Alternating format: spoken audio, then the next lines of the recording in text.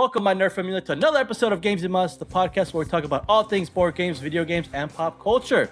On today's episode, we are doing another top shelf or yard sale game here. We're going to be looking at Castles of Burgundy, a fun game, 2 to 4 player game. What would you guys consider this game as? Like an area control game or kind of like tile placement game?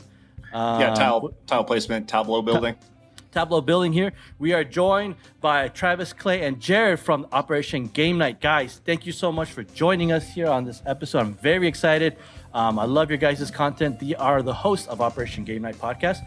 Go check them out. I'll be leaving links below to all their socials, all their things. There you go, repping the shirt. Very excited. We're going to hear a little bit about their origin stories and stuff, and then we're going to decide if Castles of Burgundy is a top shelf or a yard sale game. So very excited to hear you guys' answers on that. Thank you guys so much for joining us, and thank you guys for watching. Thank you so much for watching, for liking, subscribing.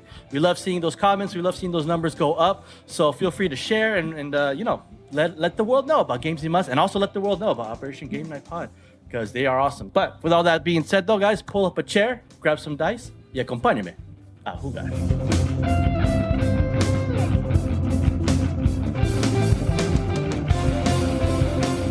I definitely don't practice that intro in the mirror like 4 times a day, of course. I don't definitely don't do that. Travis, Clay, Jared, again, thank you guys so much for joining us here on this episode. I'm very excited. I know we've been talking about trying to collab for a while, and I'm glad that our schedules got to meet up. And I've been listening to you guys' podcast episodes. I love it. And you guys know your stuff. That's what I love. Like, you guys know your stuff. You guys know your games. Clay, we see you got that wall behind you. For those that are watching, you got that big wall right there. I mean, we know we're in for some good stuff here, But before we get started with the episode, we're gonna ask the icebreaker questions here that we do at Games You Must for our first-time guest. And I'm very curious to hear your guys' answers here. Feel free, if one of the answers you guys are not a big fan of, don't worry about it. We can move on here. But I'll ask the questions, and I'll let you guys decide who wants to go first with that one. But the first part one of the question is, what is your guys' favorite board game of all time? It could be a childhood game. It could be a game you guys played last week and you guys love it. It's anything goes, any tabletop game, dice games, card games. You guys know the whole spiel with the tabletop games. So that's your favorite board game of all time. And then part 2 is going to be, what is your guys' favorite video game of all time? And now I'm including console, PC. I'm even including arcade games. If you guys go like a special arcade memory that you guys loved when you guys were a childhood, when you guys went playing, I'll leave anything goes. What I tell my guests is, sometimes as gamers and as board gamers, it's very hard to narrow down to just one. So I'm allowing top 3. I'll let you guys go with top 3 board games if you guys want to go, or top 3 video games if you guys want to do it. Hey, you better be careful, because we can eat up a lot of time talking about our top 3. I'm down. Hey, I'm just saying. I'm good with that, bro. I love that's why I do with these icebreakers, because it engages in conversation. And if this whole episode is just the icebreaker question, then all right, guys, sorry, we no tabletop shots, so we're just top 3s. But yeah, I'm very curious. Hot take, Castles of Burgundy is already on the top shelf, so we can just do icebreakers the whole time. There we go. All right, you guys heard it first. I don't know if those are fighting words or Hit them up on the comments. Let them know. Fight. Let's debate. I'm curious, guys. I'll let you guys take it away. Whoever wants to go first. We'll go with board game first. So what's your guys' board games? If you guys feel like top 3 is too much to talk about, we could just go top 1. It's open floor to you guys. So whatever you guys want to run with. Go ahead. Whoever wants to take it away. Okay, I will start then. So this is Travis from Operation Game Night. And I would say that my number 1 game, we actually did a top 5 podcast, top 5 episode. And my number 1 was Root. I'm wearing my Root shirt today. Got my Marquise the cat on my hoodie. And Root is a phenomenal area control, woodland critters battling for supremacy board game. It's a little deep, and it's a little hard to introduce new players because each of the factions play differently, and it's really complex. And at this point, it's like chess. Like, there's an entire podcast on each individual faction and their openings and the different starts, and it's taken on this kind of whole life of its own. People create fan factions that you can play with. Tons of like homebrew type stuff for Root. It's constantly evolving. They just launched a new Kickstarter for the new factions that just came out. So really excited about that one. So Root is my number 1. I'm a big video gamer. So my top video game is kind of hard to pick. Right now I'm I'm digging some Elden Ring. I can't live without my Elden Ring. That's been really good. I'm not a huge FromSoft guy, but that game got me hooked. That world is awesome. Arcade game though, I have this special memory of going to a place I wish I could shout out the name of the actual arcade, but there's this place by my sister's house in Florida. She lives in Boca Raton, and they have tons of pinball machines and tons of arcades. And there's actually a track and field arcade game that is awesome. You do the 100-yard dash, you do the long jump, you throw the javelin. And as a prior track athlete, that has a special place in my heart. So arcade, I'm going to have to go with track and field. It's pretty great. Yeah. This track and field game is it like, are you like physically like on a pad or something, or are you just it's like a joystick? I'm like, hey, bro, they're making you work for it. No, it's largely like buttons. You ever play that like flash game on the internet on like E-Bombs World where you're like running and you have to like hit the buttons really fast? Yeah. It's kind of like that for a lot of them. Gotcha. Or you're timing the jumps for the hurdles or whatever it is. So got you. Okay. Yeah, track and field. What event do you think Travis did? Ooh, this dude. I mean, it's deceiving on video. He's like 6'5". Scary guy to see in an super alley. swole, jacked up. Okay. What I think like track and field like event you did? Mm-hmm. Yeah. This is an NCAA athlete right here. Yeah. Oh, name. I'm 6'5", 250 at this point. So okay. Oh dang. Oh geez, I don't know. I feel like you do like the. I don't know much about track and field actually, to be honest. Is that one the thing that you throw the ball like the shot put? Shot put. Is that part of track and field?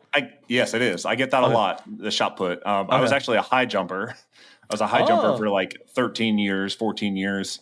Okay. And I was a high jumper for a long time. And when we graduated, I was 6'5", like 200 pounds. So I was really lean and really skinny. But you were just jumping all over the place. Yeah. Okay, nice, interesting. I would never guess that. I guess shot put. Okay, but you were the high jumper. Okay, cool. All right, good choices though. Interesting choices with the arcade game. I've never heard of the track and field game, so that's cool that it kind of hit home for you for that one. You're like, ooh, this is nice in video game format and stuff. Root, love Root. I mean, like you said it correctly. Like Root's not a, hey, let's whip out Root and let's play with some random people. Like this is a game where like you got to dedicate. You got to have people that know how to play the game, because if you don't, then you're spending half the time just explaining what your faction does.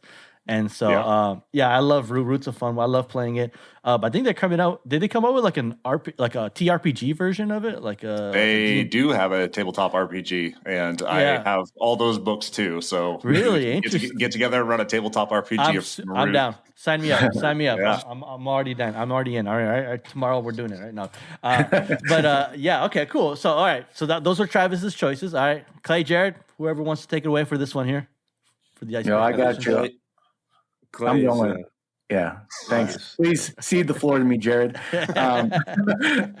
It pains me to every time someone asks me my favorite board game, because the truth of the matter is, I don't know that I can keep saying it's my favorite board game when it's been well over a year and a half since I've played it. And it is the same board game that is Travis's number one board game, and that's Root. I mean, when you have people that know it and you can just get it going and playing, man, it's such a good experience. And I've not played any games that match that experience. And even though it's been a while since I played it, I still hold it in very high esteem. And so, I have to stand my ground, even though it is quite embarrassing to never play your favorite board game of all time, even though it just sits right back there and collects dust. Oh man. Okay, Root. We got 2 for Root. All right. What about is that on Tabletop Simulator? Yeah. Root, yeah. Awesome digital adaptation too by Direwolf. Yep. Yeah. I have the app, but yeah. You can play that on Steam. Why aren't we playing? What's going on? There you go. It's calling you out, guys. Like, hey, running into some Root sessions here. I think the digital format of the game is a really good way to like introduce you to the game. That way, that way you have someone teaching you. That way, when you're ready to play for like live, you already know the rules instead of having like the guy kind of explain to you. You can just try out all the factions, see how they play and stuff like that. I'm pretty sure obviously the digital version like helps you out with setup time and all that stuff, but at least you get the core mechanics of the game and how it plays out. Yeah, we did a digital adaptations episode a couple weeks ago, and nice. Root was up there because, as Clay mentioned in that episode, it's not only the setup time and learning, but they actually have tutorials for each of the factions. You can learn their ins and outs and their kind of intricacies, and then not to mention they like animate the whole thing, and all the animations are super cute. And you get to watch little cats running at a bunch of birds and getting in a tussle. So it's pretty awesome. Seeing the claw marks go and everything. Yeah, for sure. Yeah. All right. So Clay, Root's your number one. Okay. And what we got for video games? So I will caveat this by saying I am not a big video gamer. Okay. But if I'm going from like recent 10 years, the game that I've enjoyed the most, and again, I'm not a big video gamer, so I haven't even finished it, but my wife and I logged a lot of hours on It Takes Two. And I found that to be like such an interesting game that, you know, all the little creative ways they change it up in the different levels, I suppose. Yeah, I really enjoyed that. But probably the game I played the most in my life was in high school, man. It was like peak Halo 3 time. There we go, baby. Putting the buddies around with the freaking, what was it? What was that one that shot out the pink laser things, a spike. The Needler. The Spartan laser? The Spartan laser? Needlers. The Needler, yeah. I get to put the Needler and just lighting people up. Oh my gosh. So many good memories. Yep. But that was we all sat around the same thing and, you know, doing couch together. So yeah, Halo 3 is definitely the game I would say is my favorite video game of all time. What an answer, man. What an answer. Halo 3 is great answer. That is peak right. That was peak gaming for me. Man. Yeah. Did you guys do the LAN party where you got a bunch of Xboxes and connected them? You're hauling a 50-pound TV all over the place to your friend's house. Yeah, I did that. I did that with a couple of buddies of mine. Yeah, we would like bring bring your Xbox. You got the controllers? All right, you got the food? All right, let's go. And we just have we'd be like four like screens in like around us and just like playing like massive Halo games. Man. Mom's like, "What are you doing?" Like, "We're playing Halo, Mom. Get out of here." Yeah, dude. Okay, so Halo 3, and then It Takes Two. Takes Two is that's a really fun, chill game to play with like a partner. Not just kind of like have some good like puzzle solving skills and like figuring out how to play the game. That's a fun one. And then Roots. Okay, cool. All right, Jared. And the icebreakers with the banger. What we got here? I mean, I would be. I'm just going to break with tradition here and say it's not Root. These others. Oh my gosh. I mean, I really have this fascination with Lost Ruins of Arnak. I don't think I put that as my number one in my in the podcast that we did. It's probably Dune, but I can get way more reps of Lost Ruins of Arnak. This one is like a worker placement deck building, like going up this research track game. Tons of fun, and it's on Board Game Arena, so I can hit it anytime that I want. Which is dangerous. But I've had like this one game going on continuous with my buddy Dallin for like 2 years at this point. Like as soon as one ends, we just start another one. Nice. I'm actually going to go meet up with him for Christmas, and we're going to play it for the first time live together. Ooh, dang. And I'm actually going to get out the expansion, Clay, that you got me. Yeah. So I'm excited for it. I've never played the expansion, but I'm looking forward to it. We're gonna get a Airbnb together in Savannah. It's gonna be a blast. But, nice. That's probably my number one. I'd say Lost Ruins of Arnak. Lost Ruins for of sure. Arnak. Okay. And he's freaking good at it too. Like he knows, huh? He will cannot be beat. He will whoop that ass up and down. Really? Dang. Yeah. I mean, if you look at my BGA score or whatever that the ELO ranking. Yeah, I'm terrible. I mean, really? I play some dudes from like Estonia and Romania and stuff that will just like destroy me. And Dang. a lot of good people on the east, from the east, Hong Kong, China. Those dudes know what they're doing. Oh yeah. Like second round, they're already like at the top of the temple. You're like, whoa, how'd you get there? Don't worry about it, right? Or it's like they Mr. Miyagi me. They let me go up the temple and then they schwack me some other way. So I don't know. Anyways, that's probably my favorite for sure. Okay, Lost Ruins of Arnak. But for record, Jared has like 1,000 plays of Lost Ruins of Arnak on BGA. Oh, I mean, I let's look at the stats. I mean, I'll pull it up. Yeah, pull them up. Let's fact check him over here. I know. I do really love Lost Ruins of Arnak. It's a fun game. I mean, you not every day you get to be Indiana Jones and like, you know, go start expeditions and fight monsters and collect all these things. Oh man, that's your number one. What do we got for video games, Jared? What we got here? Honestly, when these guys were talking, I'm like, I have not played a video game in a very long time. Most of the time, I'm playing a board game or like I got Steam. But I use the tabletop simulator to play board games. Board games, yep. So I was gonna say Halo actually as well. So Halo it is. He's right on the money. Join it up. Like my mother-in-law got me an Xbox when we got married. Like right after we graduated, we got married. Like a couple days later, mother-in-law gave me an Xbox and never played it. We actually. It's just sitting in my garage. Collecting dust. Oh, man. I don't know. Maybe I could give it to someone for Christmas. Or maybe I'll bust it out for Christmas. Who knows? There you go. Man. Sitting in the garage. I'm like, that hurts me. My heart just broke. Yeah. As a gamer, but no, that's fair. Yeah. You're more of a board gamer. And yeah, Halo. I mean, you can't go wrong with Halo though. That's everyone could agree. Halo is where it was. Where we had the most childhood memories. You know, playing Halo 1, Halo 2, Halo 3. Those are great. I mean, I think they should have stopped at Halo 3. I don't know why they kept wanting, but I guess they want to milk it. Well, I liked Halo Reach. Halo Reach was fine.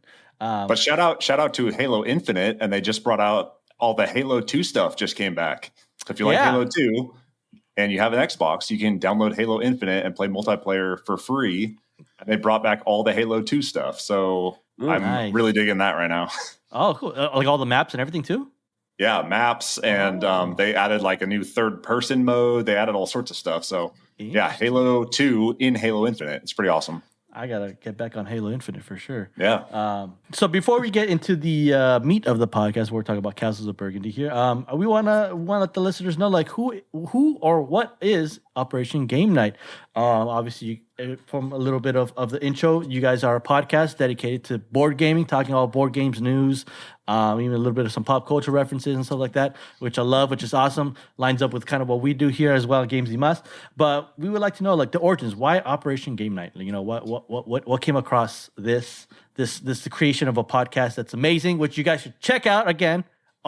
Just stop watching this video. Just go watch their stuff right now. Just do it. Just do it. And like, give them a thumbs up, like, subscribe, I sent you over there, and then you can come back afterwards and watch. But whoever wants to take it away there, if you guys give us a bit of a spiel of the creation of Operation Game Night and, you know, you guys' purpose and the future for it and stuff like that. So I'll let you guys take it away for that one. Yeah. So just a little bit about us. We are all active duty air and Space Force officers.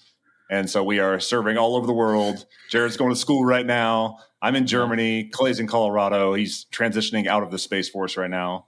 But we had a really solid game group when we were all in Colorado. These two have been friends forever for a super long time. I'm kind of new to the crew, but we had a really strong game group when we were in Colorado. And we had a weekly game night pretty religiously, I'd say.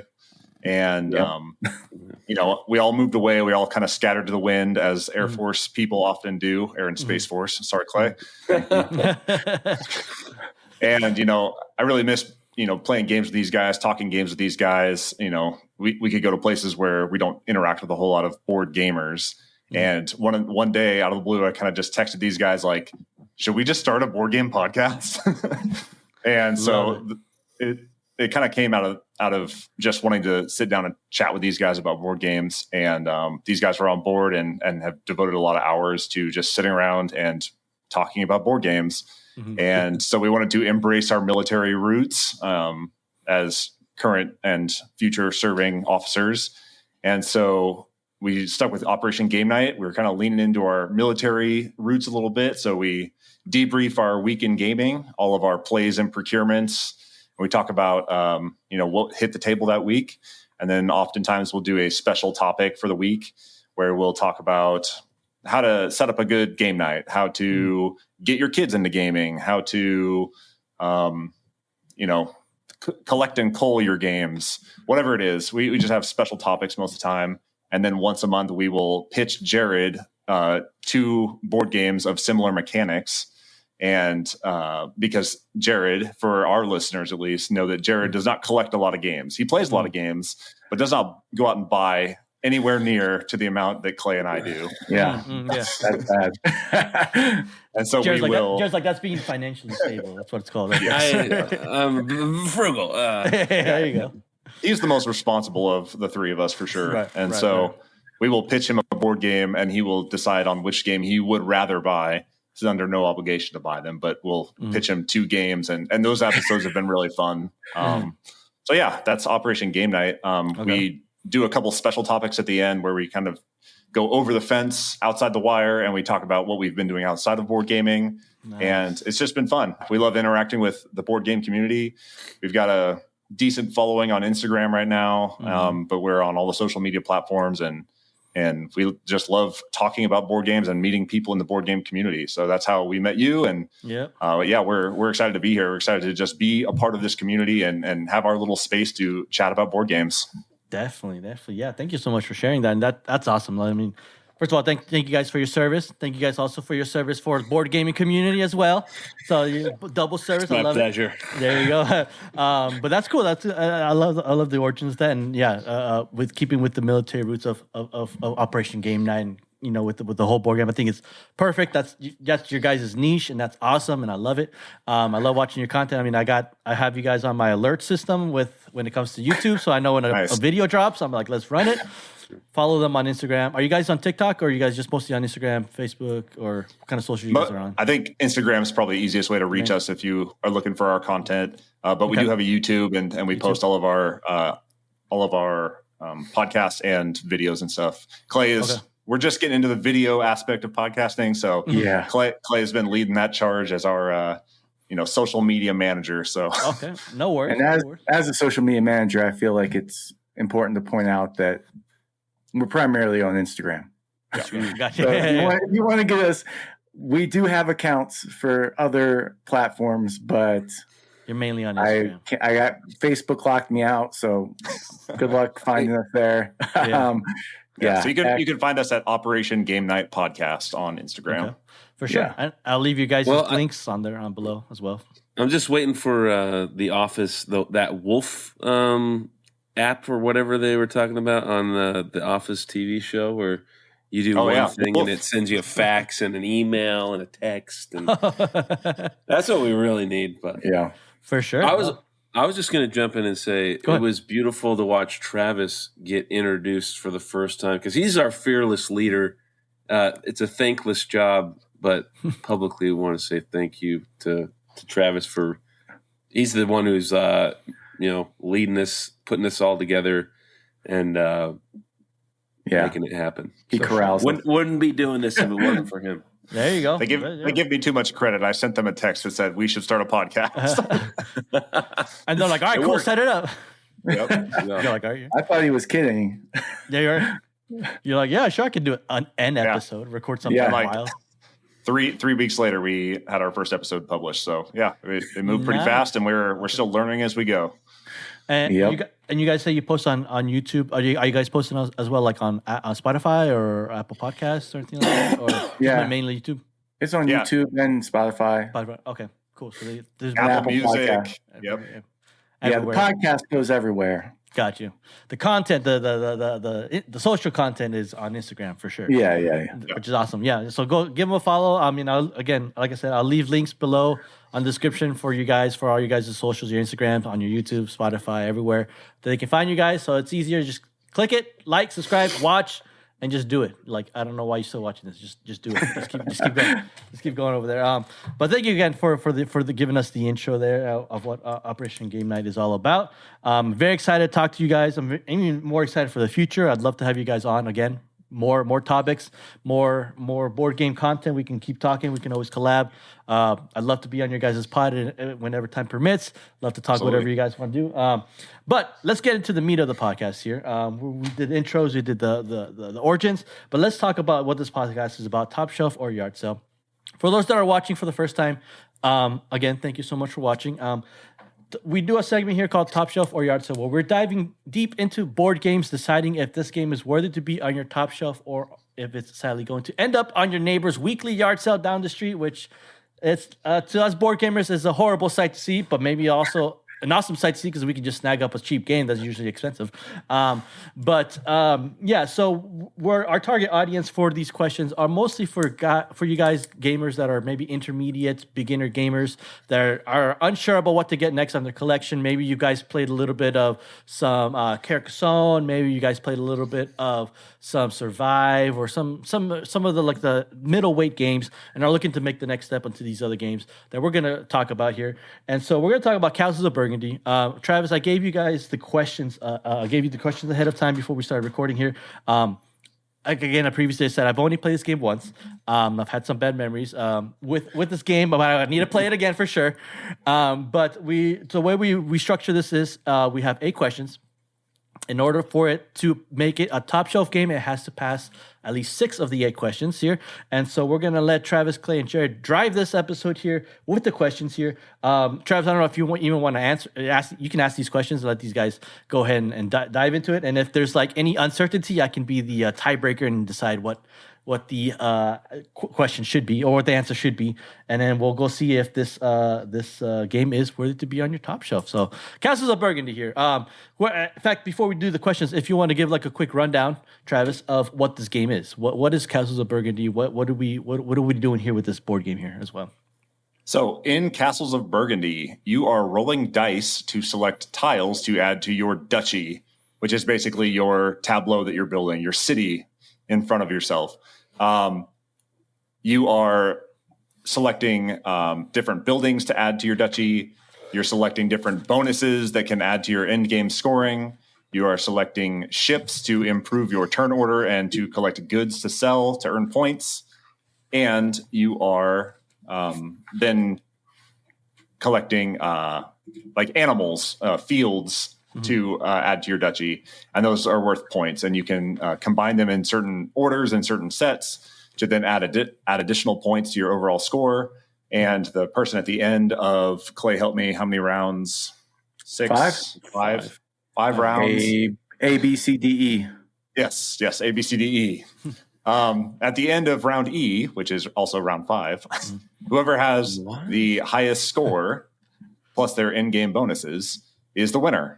It's super easy, and it's a great game. I'll let these guys gush about it some more, but yeah, Castles of Burgundy is deceptively simple, and it is a great game.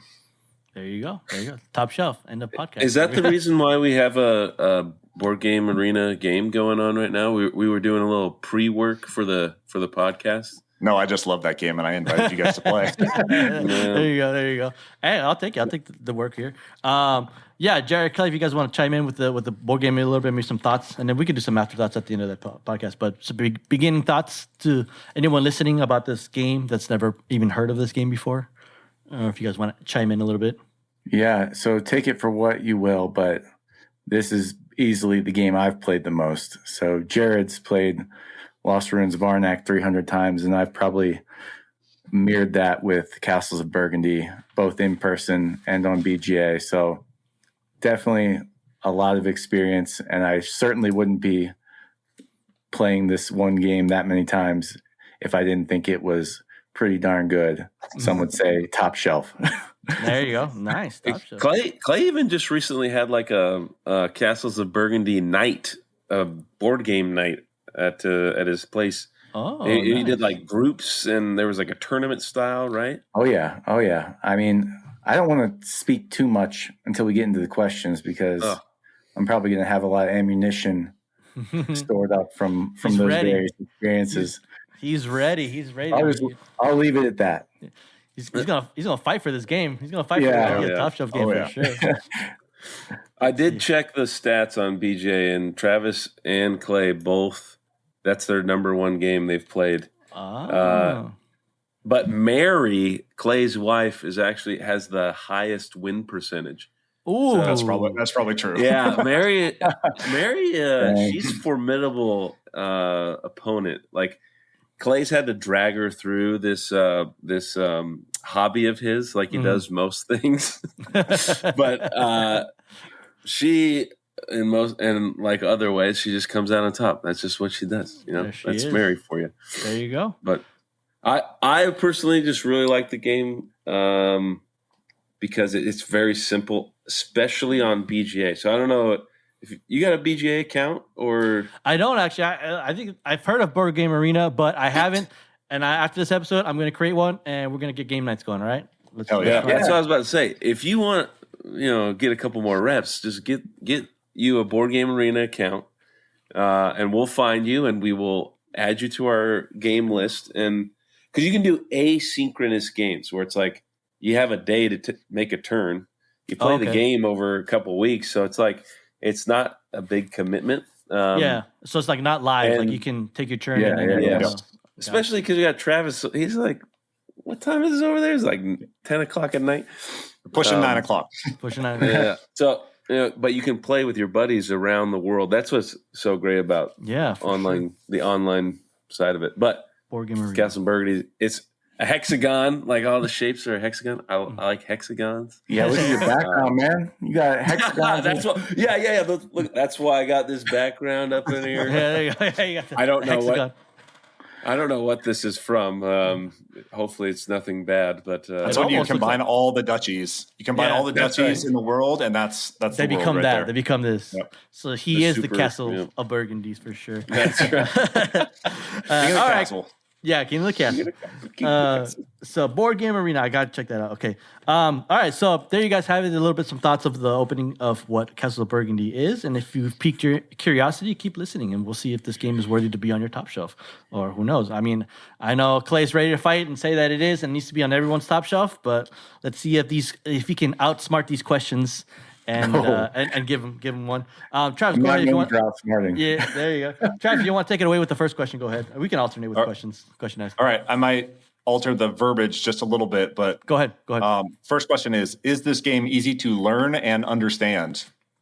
Like somebody new to the game, can they pick it up easily, and can they run with it with a brief explanation of the rules? Like they could just look at the rules and figure out how to play this game, or is it kind of like, wait, I'm with a teacher? Or on their own? It's on your own. It's you bought this game and you're trying to figure out what's going on with this game here.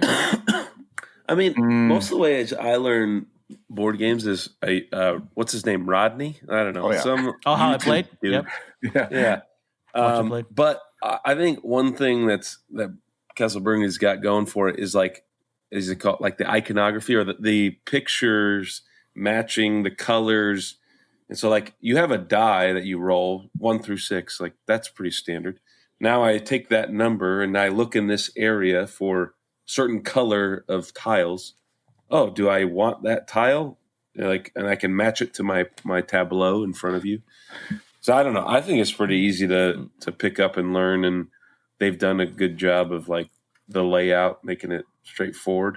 Okay. The only thing I would say that is a minus on it is just like, there is like meaning to each of the tiles. So like, I've never played it in person. Have I played it in person? Clay would maybe know. But if there's a good player aid that tells you, hey, this tile means this. Yeah, I'm sure that would help you get it through. Special edition does have player aids with it, and you can certainly go on Board Game Geek and find some if you have an older copy that you can print out. But yeah, what Jared said is true. Like the actual turn-to-turn flow of the game is fairly easy to understand. You roll the number, you have things that have that number on, and you can take them or place them. But yeah, the complexity is in knowing what all the different tiles do and why you would want to do that. Because the yellow tiles, I played this game so many times, I still just ignore the yellow tiles because I don't want to deal with figuring out what they do. I know what all the rest of the stuff does, and it's probably to my detriment because the yellow tiles give you like a lot of end game points and stuff, and like ongoing abilities during the game. But you can have a heck of a good time with the game, like I have, and for the most part, just kind of ignore those. There's some that are pretty easy to understand, but the rest, I have to look at the player aid to figure out. Yeah, there's 26 of those yellow tiles, so 26 different like bonuses or special abilities. That could be tough, but once you understand the game, if you can look it up and be like, okay, this one means this, and each of the tiles is numbered. So like it's 1 through 26. So you can go look on a list and say, oh, if I get this one, it gives me 4 extra points at the end of the game or whatever. So okay.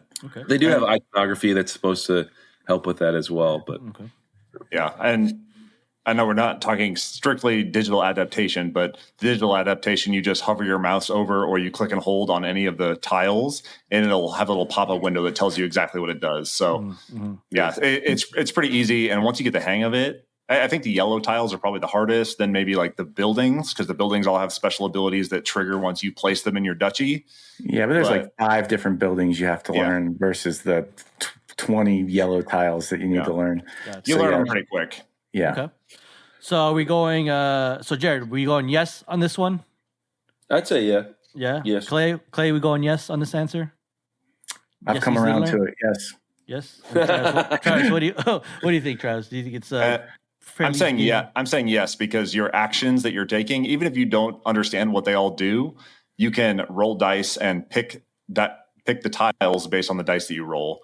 The iconography on the main board has little dice icons next to all the different areas that you're drawing from. And so you roll a 1, you go over to the 1 spot, and you can pick any of those tiles. Like that's the whole thing. That's it. Gotcha.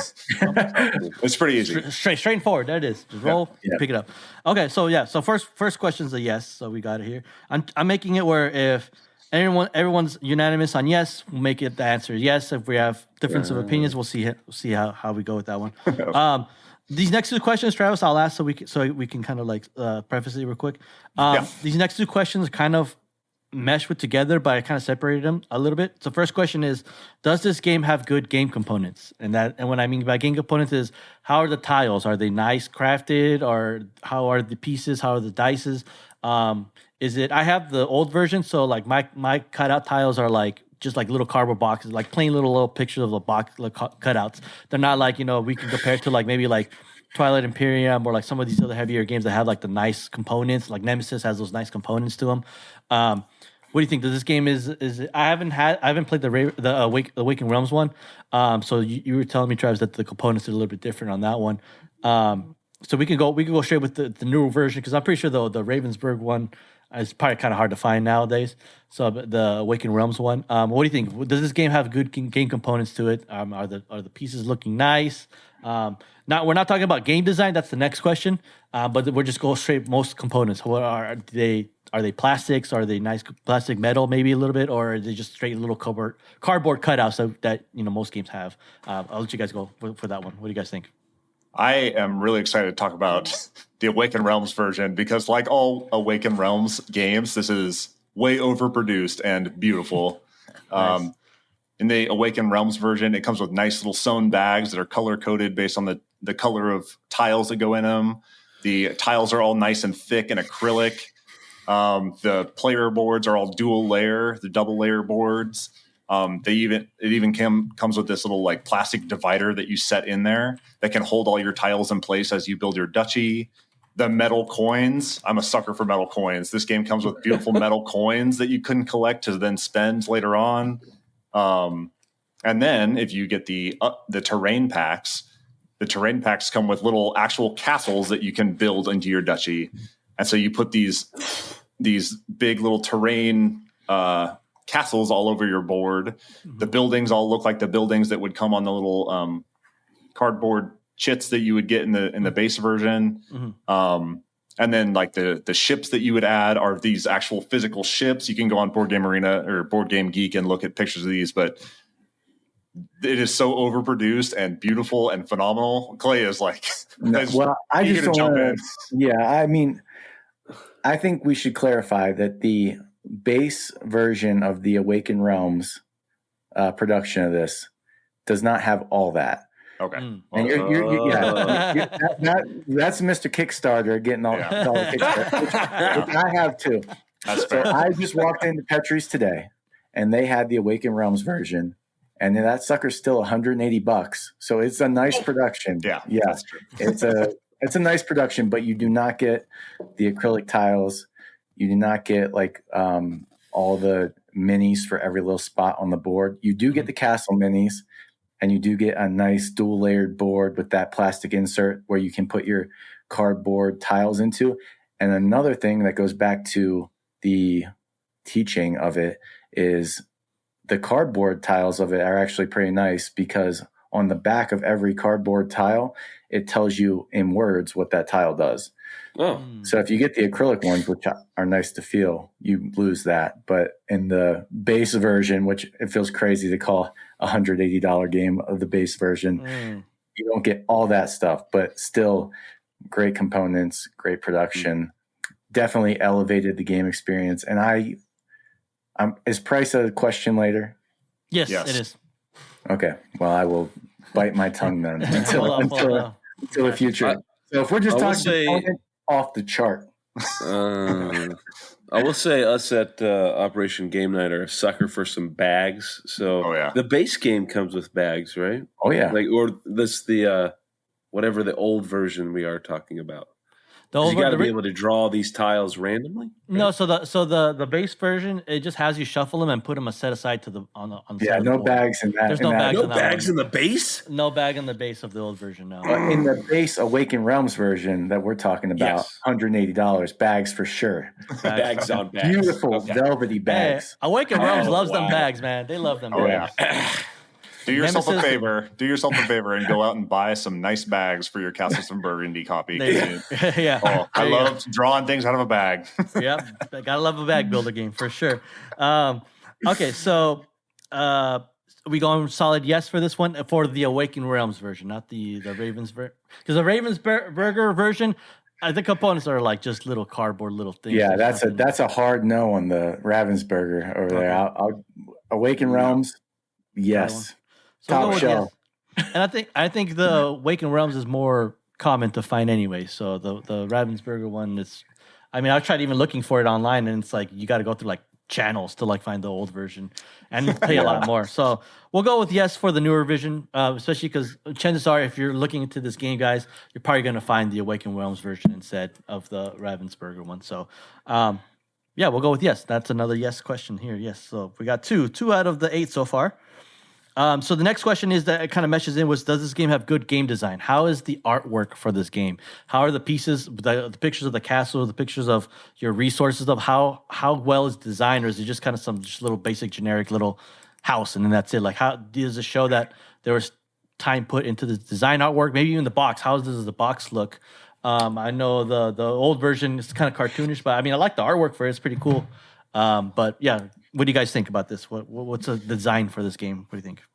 Yeah, so the box art is pretty nice even for the Awakened Realms version. And this box will stand alone on its shelf. Like, that thing is big and beefy. It's a pretty big box. Just the base version of the Awakened Realms is pretty big and has nice artwork on it. I would say if you're getting the Ravensburger, I don't know. I think altogether the artwork is not its strong suit. Mm-hmm. I think it's more the mechanisms and the way that all the tiles interact and that type of stuff. But I don't think art is a strong piece, much like many Euros and stuff. Like Euros are not known for their artwork most of the time. And I think this is similar. Okay. Clay, what are your thoughts? Yeah, I mean, the pictures of the sheep and cows on the tiles really don't do much for me. I mean, they're not bad, but that's not what gets me excited about playing Castles of Burgundy, like Travis said. But yeah, the box art, love it, looks great. And the art is still definitely an improvement over the the old one. Burgundy box you got over there. Oh yeah. Okay. What do you think, Jared? Again, I feel like I'm a little bit. I'm coming from the electronic perspective. I mean, it's fine, I guess. Compared to what? I mean, yeah, it works. Gotcha. Me. So what do you think? What are we going for this question? Do you think is good game design, or is it could be better? Maybe a no for this. I think if we're talking art, I think it's probably a no. No. I don't think the art is its strong suit. If I'm being honest and not a homer here, I'm gonna have to go no too on the art.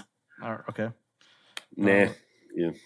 Yeah. Jared's like it's passable. It's not like I could take it or leave it. Yeah. So I'm not gonna go against these two guys. I'll say that. All right, no, we'll go with no on the design of the artwork and stuff. Nothing too wow factor-ish, but I mean it's not a big factor here, but we'll go with no on that one. Travis, you want to ask the next one? This one, the question number 4. Is it replayable? Does it have replayability? Oh, I think I already said that. I play most games 1 to 2 times. And I've played Castles of Burgundy hundreds and hundreds of times. So, in my opinion, it is an amazingly replayable game.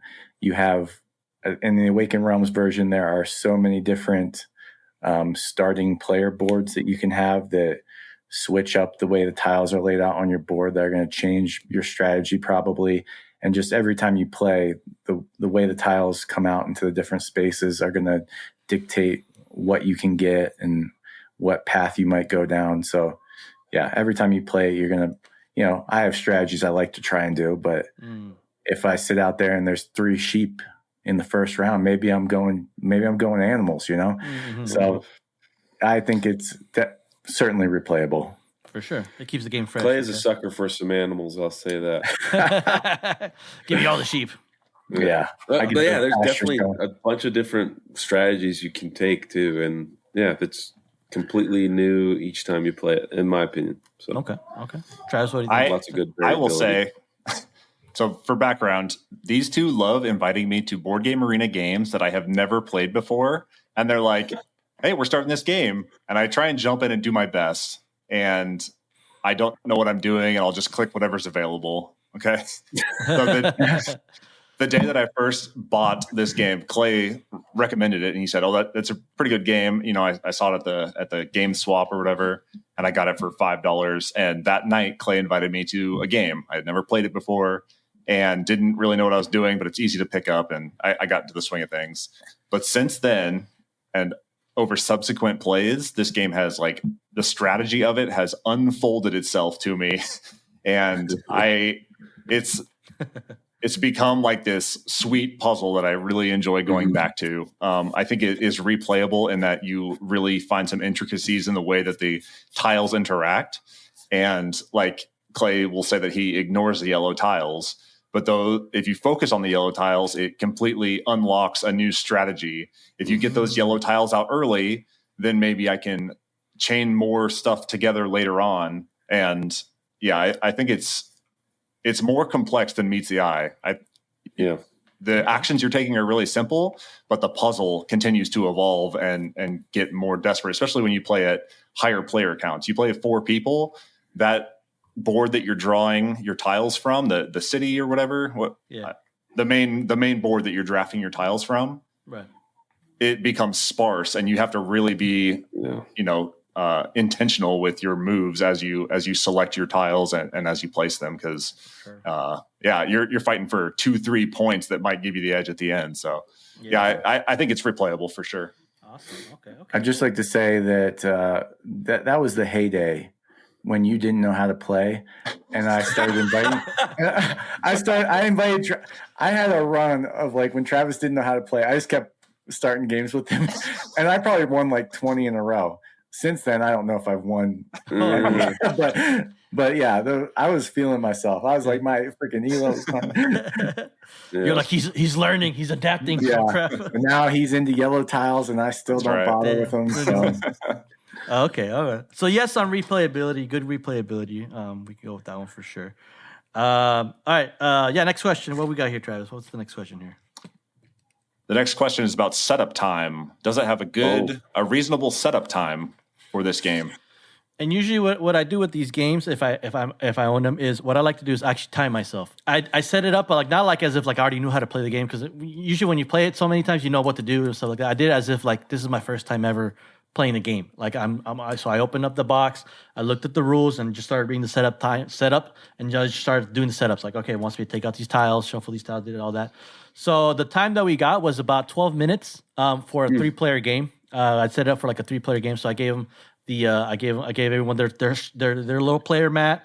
Gave them their starting dice, their starting things. I set up all the supplies, the silverlings, what they're called, and everything. It all came out to about 12 minutes. I think the thing that took me the most was the actual like the resources, like the sheep and all that stuff, because there's like 162 tiles of them, I believe. Yeah. So I had to take them all out and separate them all, because they want you to separate them all based on their color. So I did all that. Again, it took me like 12 minutes. Me personally, that's a great setup time, because like based on all the other games we have, like Twilight Imperium, that's like an hour setup time, a day setup time. You have a bunch of games with so many components. But yeah, I timed myself with 12 minutes of setup time. I don't know if you guys want to maybe chime in or maybe differ, saying maybe that's a little too long for you guys. I mean, what do you guys think of setup time here? If you own this game and you own the base version, the Ravensburger version, do yourself a favor and buy some bags. Bags. Get the bags. They're pre-sorted. You give that bag a shake, and then you just pull tiles out, and it's super fast. It'll cut down at least a couple minutes of sorting and stuff. But I think 12 minutes is probably accurate. I saw setup time listed online as 15 minutes, and I think that's probably, if you're setting it up for your first time, I think 15 minutes is probably accurate. Okay. If you're someone like me, setup time is 0, because I do it online, straight up, or I go to Clay's house, and Clay he's such a gracious and giving host. He will have everything set up for you, and then when it's over, he's like, "Just go home. I'll handle it later." I don't even clean up. Dang. Jared's like, this is a great setup time game. I love it. This is amazing. This is amazing. Okay. Yeah. It's like the magic coffee table that it just does all the laundry for you. I don't know. Yep. I don't know how to tell you this, but I put the laundry here. That's a deep internet reference. That's great. No, I'm glad you understood it. I did not. I've not been on the internet. Chat. Clay, what do you think? What do you think about the setup time? I also agree that that's probably for first time 12 to 15 minutes, just because you have to familiarize yourself with the components and get them out. But yeah, it definitely cuts down having the bags with the Awaken Realms version. And as you get familiar with it, like, I mean, I can probably set this up now in like 5 minutes. No problem. Yeah, there you go. I've played it so many times. Okay. So I'll go with yes. I think 12 to 15 minutes is a great decent time to play. Setup time to set it up and kind of get used to it. It's one of those games where maybe, like I said, if you have a couple buddies over, you can whip it out real quick and just set it up while they're waiting. It's not like a heavier game. So we'll go with yes on that one. All right. Next question is the money question. Travis, go ahead and ask the money question here. Is this game reasonably priced? No. Or will it break your wallet? Wait a second. Hold on. I retract my initial no. So if you're looking at a game that price per play, I have gotten $180 worth out of this game 5 times over. And that's like just talking about playing that version on the table, not to mention the times I've played online, because I've played freaking Castles of Burgundy. And to see people's faces when you get out that beautiful box and you hand them their silver coins and you give them these, again, it doesn't come with the acrylic tiles, but I think you get your money's worth if this is a game that you enjoy. I've no doubt, like I don't think there's any other game that I've gotten my money's worth out of more, and that costs the most. So it's not if you're going to buy it to play it once or twice, absolutely not. But okay. Yeah. How much is the Ravensburger one? Or what You is it can't. called? It's really hard to find because like they don't make it anymore. I mean, I looked at on Amazon. On the geek market, I'm seeing $30, €30, €20. On Amazon, the Ravensburger one is like $70. Jeez. New. Wow. But Yeah, even then, like you can't even like you have to go through like these channels to like buy it and stuff like that. Yeah, I think the Ravensburger one is out of print now that Awakened Realms has the license. Take it over. Like I was telling you before the podcast started, I got this at a GameSwap for $5, and then there was an even cheaper version available, and those people were probably offloading in anticipation of the big box Awakened Realms version. But got you. Yeah, if you can find this for a decent price, the Ravensburger version is still worth a try. I think that the barrier to entry for the Awakened Realms is a little steep. I think you got to know that you love this game if you're going to invest in like the big box version. Is the Awakened Realms one the $180? Is that normal price or does it is that like a sale price? That's what it just was at our local game store. I literally went there this morning with Scott and Brittany with their intentions to buy that game because I played it with them a few weeks ago and they're like, yeah, that game's amazing. They're willing to spend the $180 on the Awakened Realms. They pulled the trigger. I walked them into Petrie's. I showed them the wall. I was like, this is where you can get it. And they bought it. So, I mean, Petrie's is usually selling things at retail price. So that's probably pretty accurate. Okay, and I know we're not speculating, but they just did a second run on Kickstarter for the big box version, or GameFound rather. And so Awakened Realms that price should be coming down a little bit, but it's still pretty expensive. So we can. This is a tough one because it's decently priced if you find the Ravensburger one because it's like Jerry was saying, it's like $30 and you can find it easily. But the Awakened Realms one, which is kind of the one we're trying to lean towards more because it's like the more updated version, the better one. It's $180, and like you said, Clay, like what you get is you're paying for what you're getting for. Like we can make the argument with Nemesis, like it's like that's like $140 game, but like you're getting all these minis, you're getting all these components for it, so it's like it is worth it. But even then, it's like oh geez, like $120, like it's like so like $180 for that one. Me personally, it's like oof. Like I think of when I think decently priced games, my range is like from like $35 to like $70s, $80 range. Is like you can get it's a good decent price game, even if you're selling it like on sale and stuff like that. But I agree with you, Clay. It's like whatever the price you're paying for is what you're getting for the game. Obviously, if this game was like a horrible game, you're paying $180. You're like, all right, you spent all this money for like this game's like not even that good. But I don't know. Like I said, I'll leave it up to you guys. I'll let you make the final decision. Do you think this is a decently priced game? Yeah, I would like to say too that like, it's not just the fancy components in this new version. Like they also stuffed that thing full of like we spoke about. We had that Castles of Burgundy tournament night where because they have like this team variant in this game, so they stuffed this thing full of different modules. There's like this whole vineyard expansion I've played a few times. So, I mean, that thing is jammed. That box is packed full of a lot of different like gameplay experiences. Like we've been focused on the like base gameplay, but like you're getting a lot in the box besides just the sweet production. Okay. But I don't know that in good conscience I could say that it's a reasonably priced game. Yeah, for sure. All right, we'll go find a verdict. Jerry, what do you think? Yes or no? Decently priced. You don't do qualified guesses, do you? we got to stick to the wire end. It's almost like I wonder what it would come out to in your calculations there. Like you go with the one version, it's cheaper but not as nice. And this one, you're paying for what you're getting. So maybe we still are going to reach the top shelf. I think we'll reach it. This was the only one I was worried about. Yeah, so right now we have one no on the game design. So if we do this no, I mean we just got to get the next two questions, and I think we will. I think it maybe just the amount of discussion that we've have to had. Maybe we just do this one a no. A no, okay. Clay, do you think you're agreeing with this? Going with the no? I agree. I agree. Kristen? Okay. And Travis, what do you think? Yeah, I'm going to say no. No? Okay. So As much as I love my $5 copy, I don't know if I can justify most people. Yeah, we have to think through the lens of this is where we are new board gamers and intermediate board games looking at this game and going, ooh. Mm-hmm. Okay, so we'll move on to the next question here, which I'll ask this one here, Travis. Does this game have good game lore, or does it immerse you into this world of Castles of Burgundy? Is this a game that? Oh no! Is this a game where like we're yard selling? Yeah. Oh no, we're yard selling.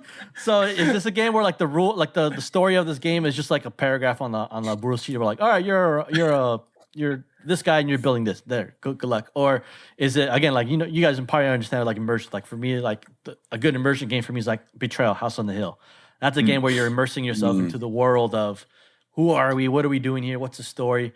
What do you think about Castles of Burgundy? Yeah, I love that's my top game for sure. Guys, can we go back to the last question and give that a yes? No. Oh, no.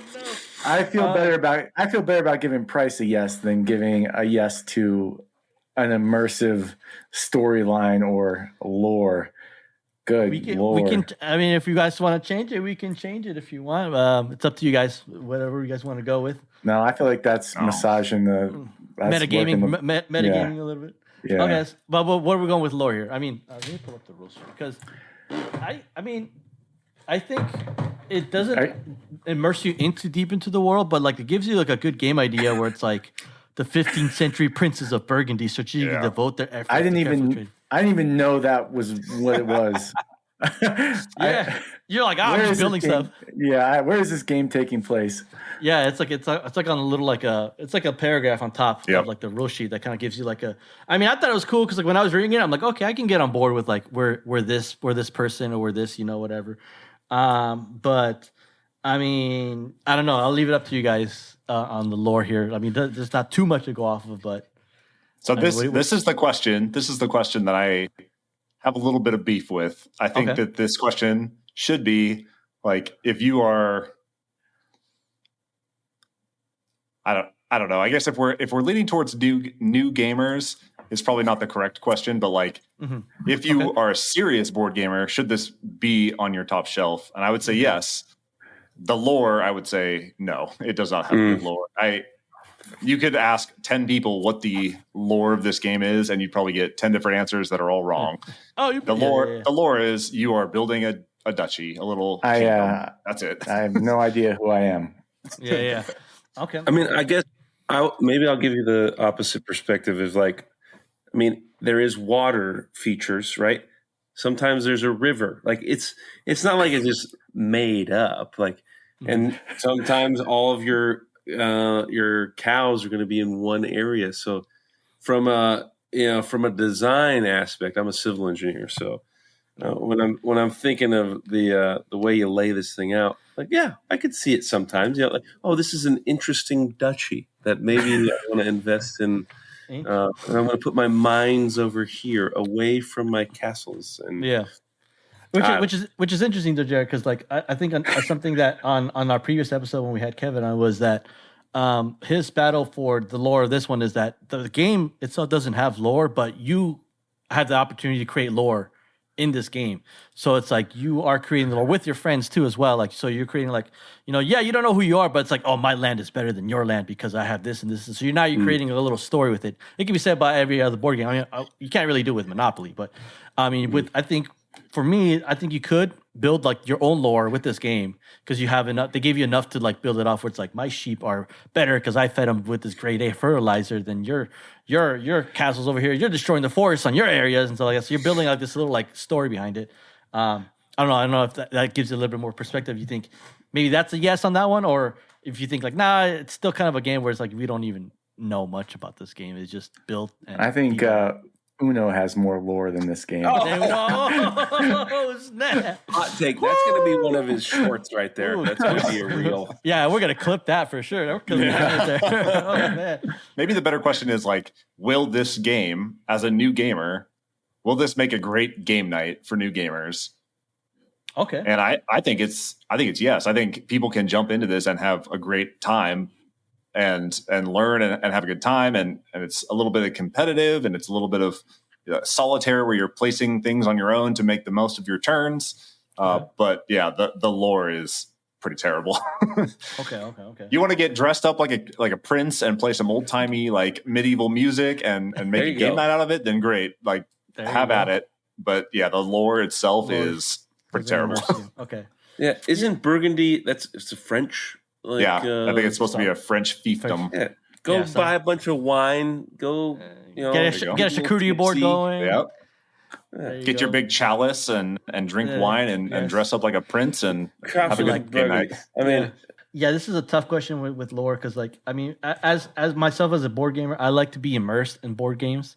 A game where like, why are we playing it? And I feel like as new board gamers, they want to get immersed into what they're playing. Because if it's if it's a simple like, all right, grab a dice and just roll it and that's what you're doing, that's fun. But it's like, okay, it's not memorable. Like my intention is when I have new board gamers at my house, I want them to leave with like a memorable night of like a game of like immersion, but also competitiveness as well. Like, me personally, I think I can create a good game lore with this one. I might be reaching for some straws for this one, but it's kind of there. But I'll leave the decision up to you guys. What do you guys think on this one? I'm going no for lore. No. Yeah, I can't in good conscience sit here and. Unfortunately. No. Okay. All right then. Oof. I will be a man of honor and. You won't sully your good name. Yeah, there you go. Okay, so lose all credibility. All right, let's go with the final question here. Take it away, Travis. What's the final question here for this one? Does it have good turn pace or turn order? Does the game move along at a decent clip? Are you paying attention to what other people are doing? Are you on your phone between turns? Is it engaged enough to move quickly and keep people engaged? I think yes. Another thing too is like, maybe Clay doesn't necessarily do this if he's not looking at the yellow tiles, but like you can also see what people roll and then see, okay, they have this, they're probably looking for this type of tile, but I want that tile as well. Or like maybe now I need to start investing in the coins, which lets you go to a different marketplace to buy different tiles. I think if you are a competitive board gamer, you are obviously going to be doing things to make yourself more competitive, and it's super. Like, I love it. Like, it's like also like a race too that I really like because you get more points earlier on in the game, or if you max out certain types of tiles, like if you place all of your own blue tiles, you get a bonus for being the first one to do that. So it's like a race that like. Tons of interaction, so it definitely keeps me engaged. Not saying that you can't just like throttle back, and if you're playing it live, you can be on your phone, and but you're not gonna beat Travis. I'll tell you that. So. You'll probably beat me, but that's because I'm not looking at the yellow tiles and I'm not looking at other people's boards. But you certainly should. And could do that, and it would make more interactive experience. But I just I don't even need that to enjoy this game because to me it's just a fun puzzle of trying to maximize each turn when the die are rolled, and the turns do go quick because you have 2 dice and you perform an action with each of them. So it's not like you're working through a ton of options that you have. Right. If you have a 1 on the die, you can either place a tile in a 1 spot or take a tile from the 1 port. And so, there's workers that you can like mitigate. And I've certainly seen people get a little bit of AP about it, but I think for the most part, you can kind of rattle through your turns pretty quick. And in a 2-player game, Mary and I can play Castles of Burgundy in like 45 minutes because we just rip through our turns and 5 rounds go by pretty quick. For sure. Okay. Yeah. And I think if you have a bunch of new gamers at the table and they know what they're doing on their turn, even if they're not paying attention and they're on their phones or they're, stepping away from the table to go get a drink or snacks or whatever, they come back, they have their 2 dice, they make those 2 choices and they're on to the next one. And it's pretty readily apparent what they can and cannot do on their turn. And so the turns move quickly. Right. And so it keeps the game moving at a decent clip, and you reset the rounds, and then you're off to the races again. So I think the turn pace and turn order is really fast. There's no like hidden objectives or anything, and you're constrained by the die, and like There's a little bit of like, hey, should I use? You can use workers to change the number on the die that you roll. Like, do I use a worker or do I not? That's like almost like the only decision space, I guess, to decide how much do I want to invest in this move and stuff. So I don't know. Yeah, I agree with you guys. Yeah, rereading the rule sets, like, it keeps you kind of engaged. You're going.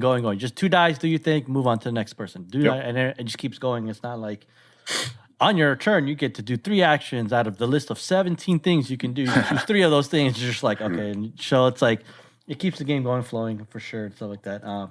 But that is all 8 questions. And guys, it's not looking good here. It's not looking good. 1, 2, 3, 4. We have 5 out of the 8 questions. Dang. Did we just yard sale Castles of Burgundy? Unfortunately, guys, this is a yard sale game. If we're following, but if it makes it any easier, it's like a 5.9 out of like 6 because it's like right there. Because I mean, like me personally, like I was getting close to even getting rid of this game because I've never like played it as much. I've only played it once. But after talking to you guys, I'm like, this needs to remain on my top shelf because it's been on my top shelf. I just need to play it again. I got to reread the rules. I'll play with you guys on Board Game Arena. Get your account. Board Game Arena with us, and you're gonna like it. You're gonna. And I'm gonna be like, I don't know, how dare we yard sell this game? How dare this game? I know. You're gonna regret this. Yeah, I know. Seriously, oh man. But if we're following the rubric here, and we can't give it grace because then again I have to give grace to all the other games that I yard sold. We got to earn it and stuff. Unfortunately, yes, it is a yard sale game 5. But honestly, though, if intermediate board gamers, and I say this to all the other board games that we give it a yard sales, give it a try anyway. Give it a try, even if you feel like it's a game that's gonna end up in a yard sale. Find someone that has it and just play with them and just see how it is. And then maybe you leave a comment below and let us know that we were wrong, that this is a top shelf game. We'd love to see those comments. But just give it a try. Find that core group that has it and that's played it. Go to your local board game shop and maybe someone there has played it and give the game a whirl. And I hate to keep beating the drum, but get on Board Game Arena. It's free too. There you go. Get an account. I mean, there's a paid version, but like, hit up Clay. He'll play a game with you. I mean, I just signed him up to it, but I'm sure he'll play a game with you on. Yep, I'm Cardboard and Clay on there, so find me. Yeah, definitely. We can even leave you guys' Board Game Arena tags if you want. That way they can get more board game sessions there.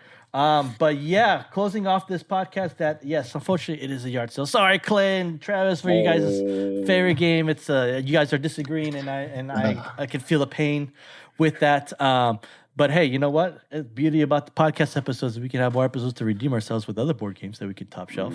Absolutely, well. Yeah. And we can talk that.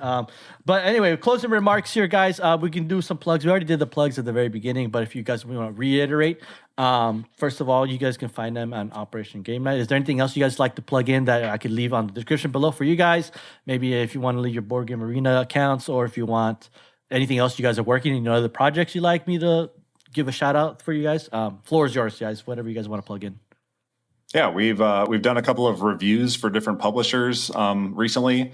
And we have a couple more on the way, so we're looking forward to that. If you have a game that you're looking to have tried, we are pretty new and we're willing to try anything. So hit us up. Usually DMs on Instagram are the easiest way to reach us. Absolutely add us on Board Game Arena and request to game with us. These guys have added me to more games than I can count of games that I have never played before and don't know how to play. So if you have a favorite game, go ahead and add us and we will try it out. And if you do find Castles of Burgundy at a yard sale, do yourself a favor and buy it. If you are walking around a game swap and you find a copy for $5, go ahead and get it because it's great. Castles of Burgundy and Operation Game Night. Oh, there it is. All right. Clay, anything else? Anything else you want to add in? Any closing remarks for the game? No, I mean, I feel like we just botched this for Castles of Burgundy. It doesn't deserve what happened here. I might have trouble sleeping tonight. Oh no! But thanks for having us on, Rick. No, this has been fun. This is great. I'm cool thankful to do these things. Yeah, hey, this is the beginning of future stuff, man. I want to have you guys on for sure and talk more games and get more content out there for you guys and stuff like that, and collab some more, man. Because I love having you guys. You guys were a blast. Jared, you got anything closing remarks about this game? Anything else you want to add on? No. Jared Ray is my board game arena. I love playing board games during class, so hopefully my teacher isn't listening, but I'll sneak a couple rounds of board game arena in every now and then. But maybe a little shout out to the United States Air Force Academy for bringing the three of us together. If it wasn't for that sleepy town, Colorado Springs, and the glorious Air Force Academy, we wouldn't be here today. There you go.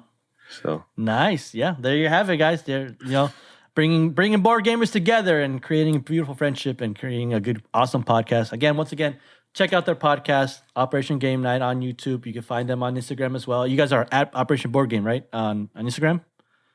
At Operation Game Night. At Operation Game Night. Any underscores? Yeah, we do have underscores between. And we are also on Spotify, Apple Music, iHeartRadio. We're on anywhere you get your podcasts. So iHeartRadio, really? Yeah. Everywhere, man. Yeah. You can't get away from us, Jared. Yeah. There you go. You're everywhere. And let's get OnlyFans? No? Okay. OnlyFans. Not yet. That's later. That's later. But if you want to see the rest of this board game, you gotta pay for a subscription right here. Guys, Travis, Clay, Jared, thank you again so much for joining me on this podcast, my humble little podcast here. I'm with you guys. I'm still small. We're still trying to grow. I love the support. I love supporting you guys. You guys have been awesome. Yeah, thank you guys so much for watching. Thank you guys so much for watching and for supporting us. You can also find us. We gave you guys some plugs. Our plugs are: you can find us at Games You Must Pod. We're on all socials. We're on Facebook, Instagram, TikTok, X, YouTube, Spotify. And wherever you guys can find us, you can find us at Games You Must Pod. That's Games You Must Pod. Or if you want to send us an email for any questions or give us some more suggestions on some more top shelf for yard sale games, we're at gamesyoumustpod@gmail.com. That is gamesyoumustpod@gmail.com. I'm very humbled. You guys are awesome. You guys are like celebs. You guys are awesome. I appreciate it, guys. And with all that being said, guys, nos vemos. A la próxima.